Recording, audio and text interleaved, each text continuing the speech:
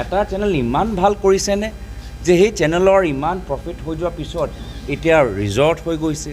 মাত্ৰ এজন ব্যক্তি ইমান সম্পত্তি কিয় হৈছে, কিন্তু ইমান সম্পত্তি হ'ল কেনেকৈ? আৰু এই সম্পত্তি কৰাৰ ক্ষেত্ৰত আকৌ মই দেখিলোঁ আজি কোনোবা মোক পঠালে যে মুখ্যমন্ত্ৰী মহোদয়ে কৈছে যে কিমান 99% আকৌ সম্পত্তি দি দিব। এই মই খালি মানে জানিবলৈহে বিচাৰোঁ, মোক সম্পত্তি নালাগে, কিন্তু ইমান সম্পত্তি হ'ল কেনেকৈ মই সেইটোৱে জানিবলৈ বিচাৰোঁ। মোক নালাগে, কিন্তু হ'ল কেনেকৈ সেইটোৱে আমাক অলপ বুজাই দিয়ক। গতিকে মই বিচাৰোঁ অসমৰ প্ৰত্যেক নিবনুৱা যুৱকসকল, প্ৰত্যেক বাগানৰ শ্ৰমিকসকল, প্ৰত্যেক খেতিয়কসকলৰ এনেধৰণৰ সম্পত্তি হওক, সেইটোৱে মোৰ কামনা।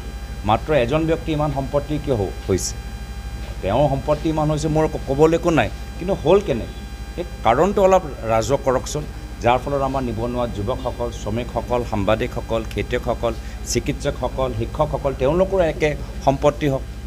মই যিমান জানো আজি তাৰিখত মিডিয়া ইণ্ডাষ্ট্ৰী ইমান ভাল অৱস্থা নহয়। আজি তাৰিখত কি যোৱা 10-11 বছৰৰ পৰা মিডিয়া ইণ্ডাষ্ট্ৰী ইমান ভাল হোৱা নাই। ডাঙৰ ডাঙৰ চেনেল বন্ধ হৈ গৈছে। ডাঙৰ ডাঙৰ মানে দিল্লীত ডাঙৰ ডাঙৰ ষ্টাৰ টিভিৰ দৰে চেনেলবোৰ তেওঁলোকে চলাব পৰা নাই, বিক্ৰী কৰিবলৈ হ'ল। অৰ্ণৱ গোস্বামীৰ দৰে এজন ভাল সাংবাদিক, তেওঁকো মানে ধাৰ ল'বলৈ হ'ল নিজৰ চেনেল খুলিবলৈ, চলাবলৈ। অসমত কিমান চেনেল খুলিছে, কিন্তু চেনেলবোৰ বন্ধ হৈ গৈছে আমি জানো। কিন্তু এটা চেনেল ইমান ভাল কৰিছেনে যে সেই চেনেলৰ ইমান প্ৰফিট হৈ যোৱাৰ পিছত এতিয়া ৰিজৰ্ট হৈ গৈছে, স্কুল হৈ গৈছে, বাগান কিনিবলৈ আৰম্ভ কৰিছে। এইটো কি মডেল, য'ত গোটেই ভাৰতৰ ভিতৰত গোটেই পৃথিৱীত আজি টিভি চেনেলৰ অফিচ বন্ধ কৰিবলৈ হৈছে।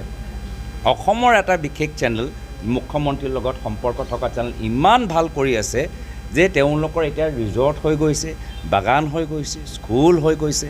তো মই সেইটোৱে জানিবলৈ বিচাৰিছোঁ, মোক মুখ্যমন্ত্ৰী মহোদয়ৰ সম্পত্তি নালাগে, কিন্তু ইমান সম্পত্তি কেনেকৈ হ'ল সেই কাৰণবোৰ অলপ ৰাজহুৱা কৰক।